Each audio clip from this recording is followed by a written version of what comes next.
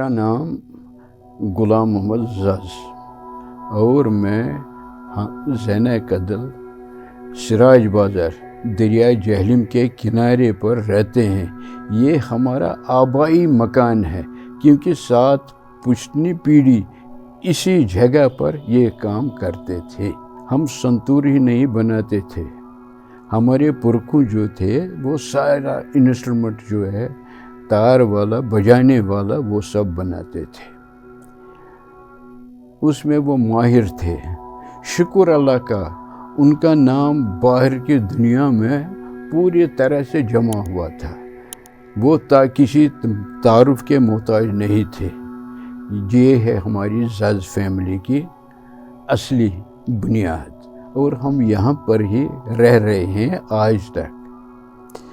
اور ہمارا پیشہ جو ہے سنتور بنانے کا، کشمیری ستار ہے، ساز کشمیری ہے، دلربا ہے، طاؤس ہے، سر بہار ہے، انڈین ستار ہے، تان پورا ہے اور بہت سے انسٹرومنٹ ہے جو ہم یہاں پر بناتے تھے اور بکتے بھی تھے۔ شکر اللہ کا بڑے بڑے نواب راجے انڈیا کے جو تھے اس وقت وہ ہم سے لیتے تھے، یہ چیز تبرکن رکھتے تھے اپنے پاس، بناتے تھے بھی ایسے۔ جو ہمارا انسٹرومنٹ جو تھے وہ ابھی بھی میوزیم میں لگے ہوئے ہیں۔ جو میری پیڑھی یہ اس فن کے بارے میں ہے، بنانا ہے، میں تو آخری چشم چراغ اس خاندان کا ہوں، کیونکہ یہ کوئی ایسی بات ہے ہمارے کام کو یہ سنتور یا ستار یا کچھ بجاتے تھے بزرگ لوگ، صوفی منی لوگ آتے تھے ہمارے پاس، ایسے بھی ہوتے تھے۔ ان کی دعا سے ہماری فیملی کی یہ سنتور ساز یا کچھ اور چیز ہٹ ہو گئی، یہ دعا انہی کی ہے، ہمارا کچھ نہیں اس میں ہاتھ، یہ اوپر والے کا دین ہے۔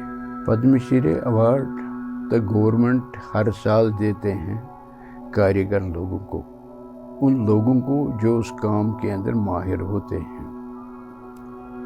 لیکن یہ شکر ہے اللہ کا مجھے یہ ایوارڈ مل گیا۔ یہ تو اس سے پہلے میرے پرکھوں، سمجھو باپ کو ملنا چاہیے، گرینڈ فادر کو ملنا چاہیے، تو اس کا نام تھا رحمان جو زز اینڈ سنس، اسی کے نام سے ہماری کام چل رہا تھا۔ یہ ان کو ملنا تھا، انکل کو ملنا تھا۔ میں انہی کا شاگرد ہوں، یہاں پر بیٹھا ہوں۔ یہ میری ان کی 7ویں پیڑھی تو چلی گئی، یہ میری 8ویں پیڑھی ہے۔ اس کے بعد جو انہوں نے کہہ دیا ہے، اس کے بعد میں یہ کہوں گا کہ اس کے بعد مجھے معلوم نہیں کون آئے گا سنبھالے گا۔ یہ ایک ہی چیز نہیں ہے، بچپن سے آج تک میں یہی کام کرتا ہوں۔ جب میری فیملی ہے اس کام کے اندر جٹی ہوئی ہے، باپ تھا، دادا تھا، انکل تھے، اس کے پردادا تھے، سمجھو 7 پیڑھی پھر میں دہراؤں گا۔ اس کے بعد مجھے کچھ پرابلم نہیں ہوئی ہے۔